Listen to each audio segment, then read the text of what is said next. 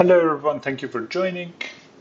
This is the video where I'll be explaining the Militech Berserker Gwynbleidd build, which I feel like is the strongest build out there. It's even stronger than the Byakko Apogee Sandevistan build, which is very famous out there, and I know a lot of you have heard about that.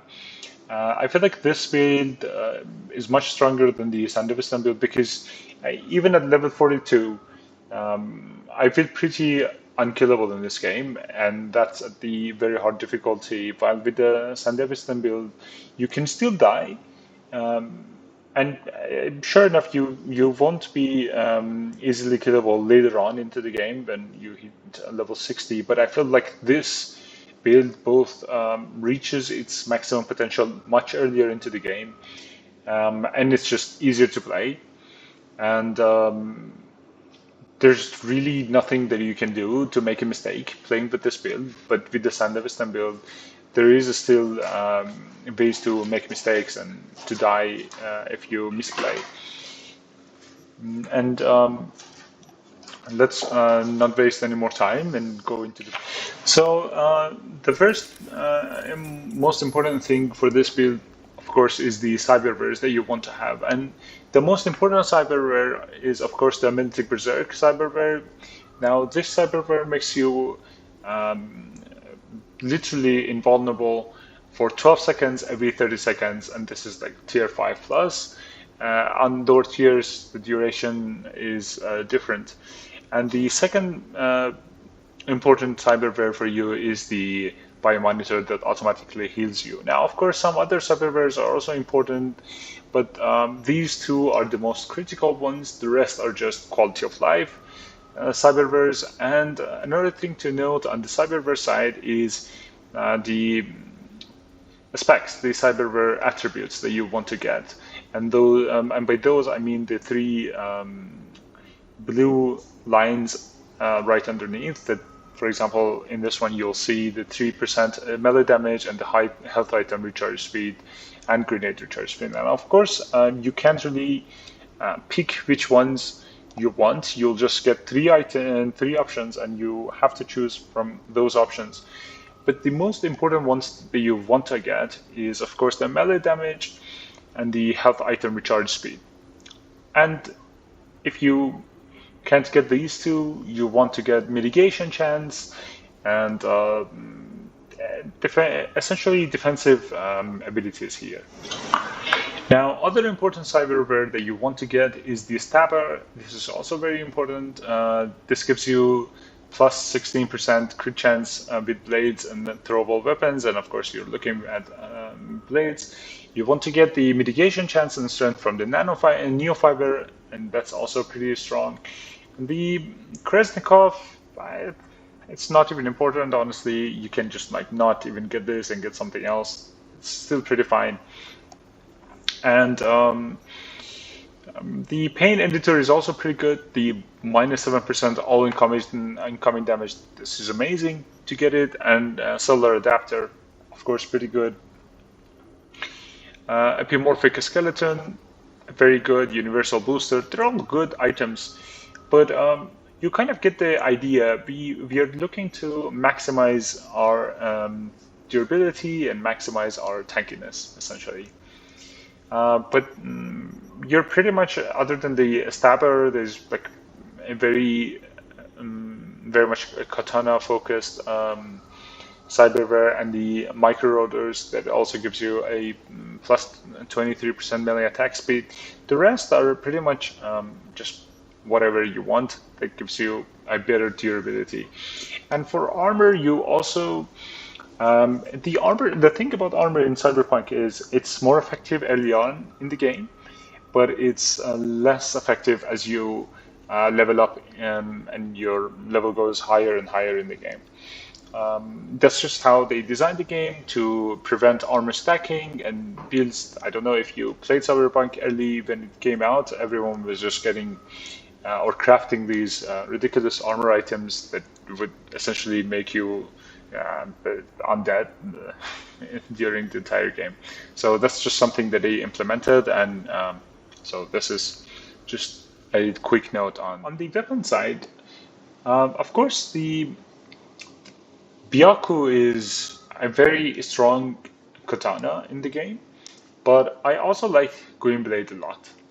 And I feel like these are very much equal because even though Byaku gives you a lot more attack speed and gives you the ability to exceed the combo of 3 attacks in a row, Gwynbleidd gives you crit hit on every attack, essentially, because after you quickly kill enemies in a quick succession, then you can do crit hits on every attack, and that is pretty busted.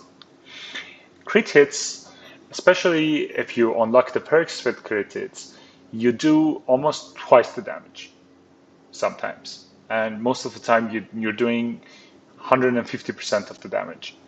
But then with the Byaku, that only happens 30% of the time. So you're essentially doing 100% damage for 60% of the time and 150% damage for 30% of the time. So this is essentially a 117% damage weapon with the crits kind of like effect kicking in. And this is a 150% damage base, and with the perks, this can go up to 200%. Now, even without the perks, just for a fair comparison with Byaku, this is still 150% hit on every attack. And sure, some might say that, well, you're doing more attacks with this. But then with Gwynbleidd, you don't need to do as many attacks as you would do in Byaku to get the enemy susceptible to finishers. This gets them to that threshold much earlier in the game. And also, from a DPS perspective, they're actually quite similar. It's not as they're not as far as each other as you might think. You're welcome to try. Just give it a try. Give the Gwynbleidd a try. But if you want to go with Byakko, that's still okay. I personally think Gwynbleidd is stronger than Byakko, just slightly. The third area of the build that we want to focus on is the attribute points and perk points. And as you can see, I'm level 42. I haven't even unlocked my Cyberpunk missions yet. So I'm still like, I would say, mid-game right now. And but I'll show you how to what to focus on from the start of this build, and what to get early on, and when to stop maxing one tree and focus on and the other two, and also how you would go in the ultra late game. So the first thing that you want to do in this build is focus on reflexes. Reflexes, they're just your main DPS and your maneuverability. So for the reflexes, you don't want to go into the main branch early on. What you want to get is try to get to the finisher Blade Runner as early as you can. This is the key. This is the key, and of course the perks around it are also very important to get. So you start reflexes. This is just a fun perk. You don't need these. These are just defensive and quality of life perks. You want to get to finisher Blade Runner. Why do we want to get this as early as we can? Because not only this gives you a lower stamina cost and a higher attack speed with blades, this gives you a blade finisher. Now, remember when we talked about in the Cyberpunk how you have a 30-second cooldown for a 12-second immunity. Now, for that, for those 18 seconds of vulnerability, essentially, you want to try to survive in those 18 seconds, right? And one of the ways to survive that is by doing finishers, as many finishers as you can. Because finishers, and this is how Cyberpunk is just written, gives you frames of immunity, which means while you're doing your finisher, you cannot take damage from other characters. Now, bear in mind that you can still take damage from environmental effects, AoE effects, you can still take damage from a grenade, your enemies can still encircle you, but that's not really a problem in this build because you're so tanky you don't even care about this. So just so you know, this is the main perk. You don't need to get the slaughterhouse upgrade. Now, of course, later on, this is a very good upgrade to have, but you don't need to focus on it that early into this. Now, the other ability that is nice to have would be in the technical ability sides and on the left branch of technical abilities. You don't even need to get Pyromania to level 3. This is, I just didn't have anything else to spend my perk points on. That's why I have 3 points in it. You want to have 1 point in Pyromania, but what you really care about are these perks here because they give you health item recharge. Health item recharge is what this build is all around, or built all around, because health item recharge gives you survivability for those 18 seconds. Now, this is again something that is the main focus of this build. You want to get the health freak perks, you want to get the first aid perk, you want to get the gluten for bar. Even borrow time is sometimes a clutch ability to come in effect. Transfusion is nice, but the rest are nicer than the transfusion. Transfusion is still okay. And of course, this goes well with the adrenaline rush. So these two, the technical ability and body, you want to get at the same time, pretty much. And you want to get them to level attribute perk 16, which I believe is when you, or 15 is when you get these. I forgot. Yeah, 15. So you want to get these two to 15 so you can unlock the adrenaline rush and Pyromania level 1. And then also focus on the license to chrome. Now, this is also pretty good because this gives you armor, and armor is very nice, as we talked about, at least like a little bit of armor. So you don't want to completely neglect armor, but then too much armor is also not that great.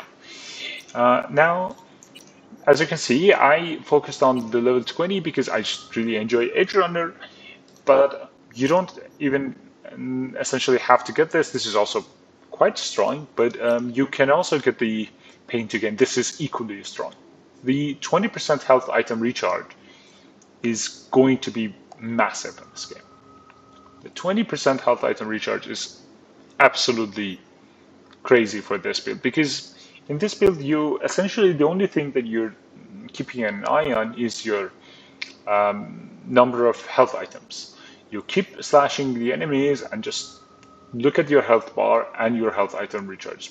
So as soon as you see your health item down to 0, then you start looking at your health bar, and then when your health bar is getting low, then you use your there is the Militic Berserk. And then you try to kill the weaker enemies in that time to regen some of that life back.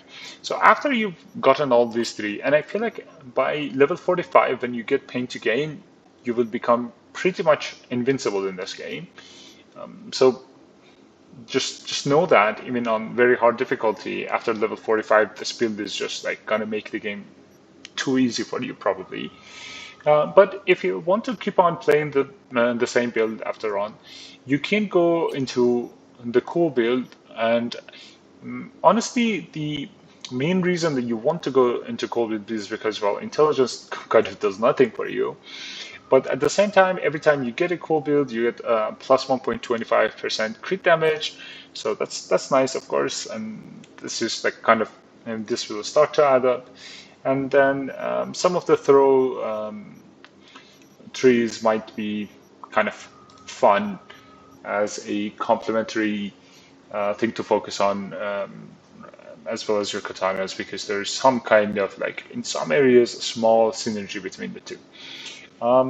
Thank you very much for watching, and if you have any more questions, please do let me know in the comments, and don't forget to like and subscribe, please, for more videos and where we can talk about builds and explore more builds.